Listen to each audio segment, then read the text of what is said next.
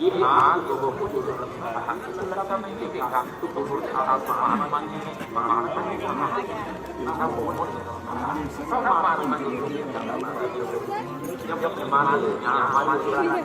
तीन प्रधान होते हैं यज्ञ के लिए। तीन बातें ध्यान देना यज्ञ वही कर सकता है जिसका भाव पवित्र है, जिसका भाव पवित्र नहीं वो यज्ञ नहीं कर रही। यज्ञ के लिए आपको पहले भाव की प्रधानता, आपका भाव शुद्ध हो, आपका भाव अंतःकरण पवित्र हो।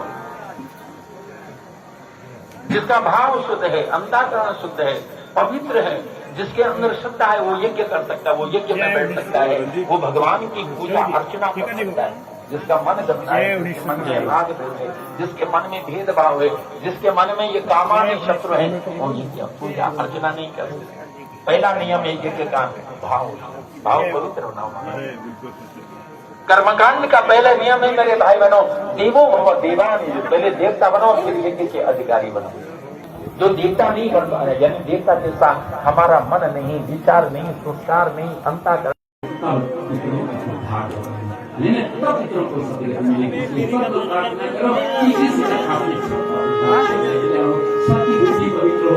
ना। सबके मन में सद्भावना आई, विश्व कल्याण, विश्व शांति, सद्भावना विश्व में आई, अमन और चैन विश्व में आई, भाईचारा और विश्व बंधुत्व की भावना आई और हम सब प्रेम और सौहार्द से रहे। तो मुझे धर्म दो, है ना। भगवान ये अनन्य भक्त भरत जी ने मांगा, न धर्म न अर्थ न काम रुचि न गति जब मेरे बाप। मुझे धर्म भी नहीं चाहिए, पर ऐसा धर्म का मैं क्या करूं कि मेरे कर्मों का इज्जत को छोड़ दे। आपको 2-3 बार मैं दिया अर्थ भी नहीं चाहिए, बोले ऐसे अर्थ का मैं क्या करूं जो तेरी मां की दुखी करा दे और मेरी मां ने पैसे के लालच में, पद प्रतिष्ठा के लालच में मेरे प्रभु को जय बर्बाद। मुझे ऐसा अर्थ भी नहीं चाहिए। और मैं काम ऐसा काम भी मैं क्या करूं, मेरे पिताजी की भूखी मारी, मेरी मां की वासना में, कैकेयी की वासना में, कैकेयी की आसक्ति में मेरे पिता ने जो आज मेरे प्रभु को 14 वर्ष का वनवास दिया, मुझे काम किया। और ऐसा मोक्ष लेकर क्या करो कि जीवन में राम ही दो, प्रभु की सेवा न हो, प्रभु की जीवन में सेवा न हो, ऐसा मोक्ष भी नहीं चाहिए। धर्म न अर्थ न काम रुचि और गति से निर्वाण, मुझे मोक्ष नहीं चाहिए, गति निर्वाण नहीं चाहिए। क्या चाहिए? जन्म जन्म राम जी के चरणों की चाहिए, राम जी के चरणों से मुझे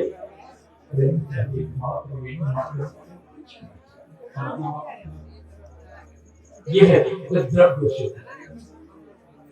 द्रव्य आपका शुद्ध होना चाहिए, जो आपने लाया है वो द्रव्य शुद्ध हो, यानी आप मेहनत की कमाई से, आप गरीब का शोषण करके, आप अपने गांव समाज का शोषण करके पैसा कमाओ, उससे पैसे से कोई तीर्थ करने का उनके मिलेगा न, ये करने का अर्थम अनर्थ, वो अर्थ अनर्थ कारी हो जाता है। और महापुराण ने कहा जिस अर्थ को आपने मेहनत से नहीं समझा, क्योंकि उसी अर्थ में कभी प्रवास है, उसी अर्थ में आज राजा परीक्षित की जिंदगी गुजारी भागवत में, और उसी अर्थ की वजह से आज राजा ने एक साधु की गली में मरा सावधान।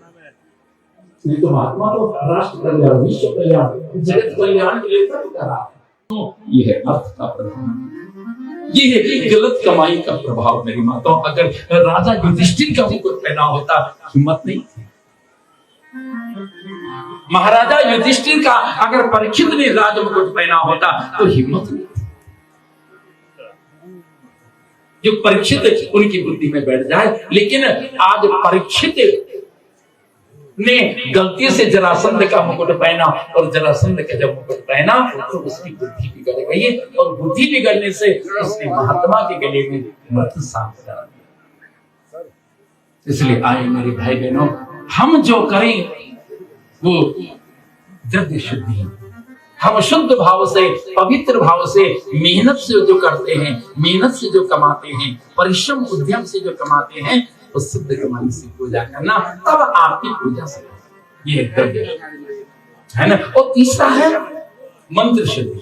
आपका विद्वान आचार्य होना चाहिए। आपको इतना ज्ञान होना चाहिए कि फल कैसे चढ़ाते। जय श्री कृष्ण, जय श्री कृष्ण, जय श्री। फल कैसे चढ़ाते? उल्टा चढ़ाते हैं, सुल्टा चढ़ाते हैं। बेलपत्र कैसे चढ़ाते हैं, है ना। बेलपत्र को उल्टा चढ़ाते हैं, सुल्टा चढ़ाते हैं। कैसे चढ़ाते हैं, ये आपको ज्ञान होना चाहिए मेरे भाई, है ना। आपको जब ज्ञान होगा कि बेलपत्र को उल्टा चढ़ाते हैं, फल जैसे होता है ऐसे चढ़ाते हैं, है ना।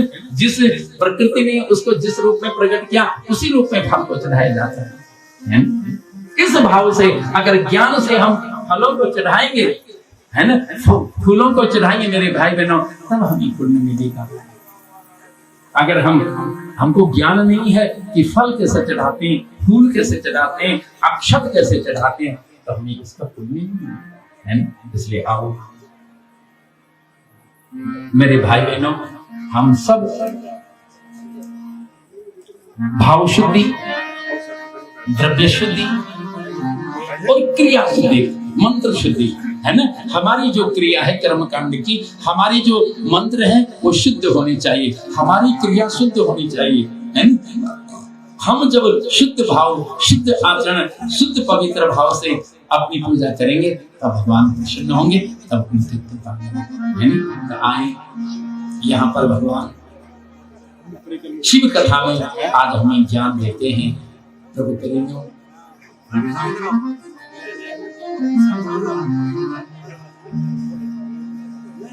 कि श्लाघ मुनि के घर में महात्मा जी आए और महात्मा जी ने कहा कि बेटा ये बच्चा अल्पायु, 5 साल में इसकी मृत्यु है ना। और जब वो रोने लगी कि अब क्या होगा, तब आज ये कथा सुना रहे हैं जो भगवान अगस्त्य गुरुदेव सुना रहे कथा। प्रभु मैं सब कुछ दान करता था, उस जो देवता के रूप में आ रहा था और वहां मुर्दा मांस खा रहा था, वो अगस्त्य गुरुदेव से बोले कि प्रभु मैं सब कुछ दान पुण्य करता था, ऐसे यज्ञों को करता था, लेकिन मैंने भूखे को भोजन नहीं कराया। आप भी दान करना, आप भी भाव और श्रद्धा से ऐसा यज्ञ करना मेरे भाई बहनों।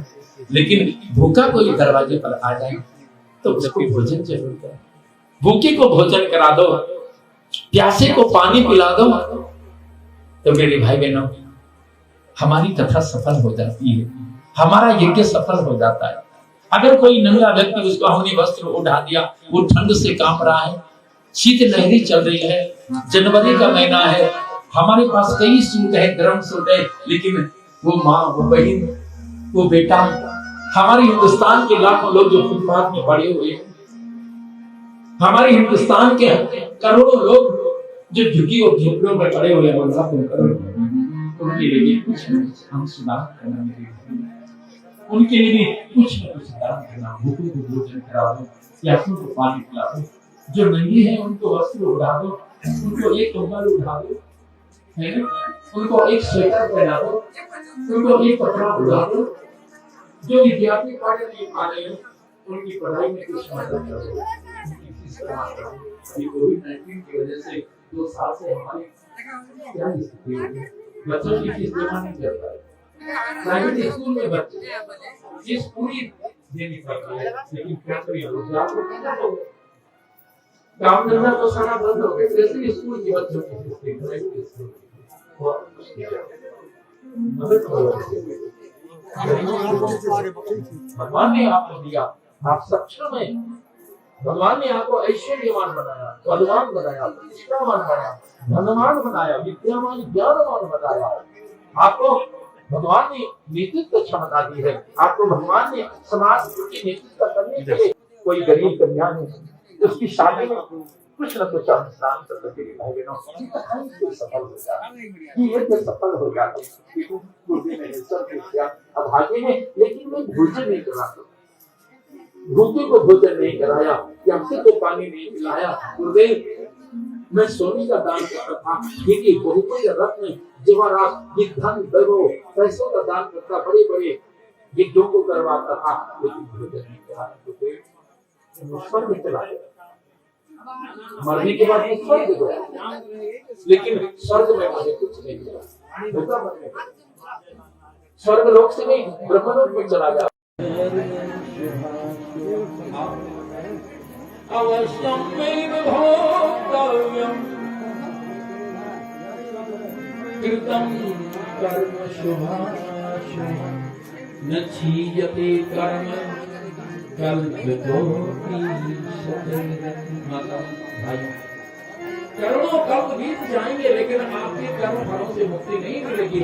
आपको अपने कर्म फलों को भोगना पड़ेगा। भाई धृतराष्ट्र ने भगवान से ये पूछा कि आपके दर्शन होने से मुझे सैकड़ों जन्मों की याद आई, 100 जन्म की स्मृति हो आई।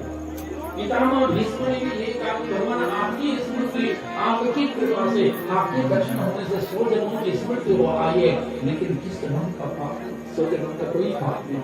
धृतराष्ट्र बोल रहा है, पितामह भीष्म बोले 100 जन्म का पाप नहीं है। ये किस जन्म का पाप है जो आज हमें ये दुख मिलता है? मेरे सामने मेरे 100 पुत्र मारे गए, मैं जन्म से आता हूँ, कौन सा पाप मेरा? तो भगवान बोले, धृतराष्ट्र, तुम डॉक्टर थे, तुम पहले जन्म में वैद्य थे, आयुर्वेदाचार्य थे, और राजा को असाध्य रोग, कुष्ठ रोग हो गया। तुमने राजा का रोग खत्म करने के लिए सांप की आंखें खोली और सांप की आंखों को फोड़ करके उसके भीतर, सांप के सरकड़ी के भीतर 100 अंडे, उसके 100 बेटे, तुमने उन अंडों को निकाला, उन 100 पुत्रों को मारा, इसलिए तुम जन्म से अंधे और 100 पुत्र तुम्हारे सामने मारे। तुमने उपकार, तुम डॉक्टर थे, वैद्य थे, आयुर्वेदाचार्य थे, तुमने राजा का रोग खत्म किया, इसलिए उस पुण्य से तुम राजा बन गए। लेकिन तुमने निर्दोष सांप की आंखें खोली, तुमने निर्दोष सांप के 100 बच्चों को मारा, इसलिए आज धृतराष्ट्र तुम्हारी 100 पुत्र मार गए बेटा, और तुम्हारे सामने ये सब अनर्थ हो गया। ये पूर्व कृत्य कर्म नहीं माता।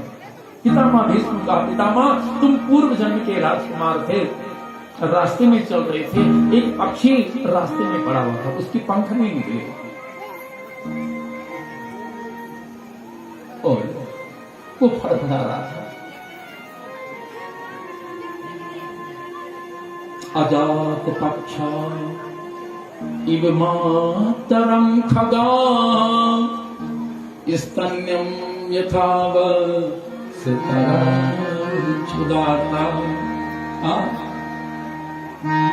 अजात पक्षा इव मातरं खगा स्तन्यं यथावत्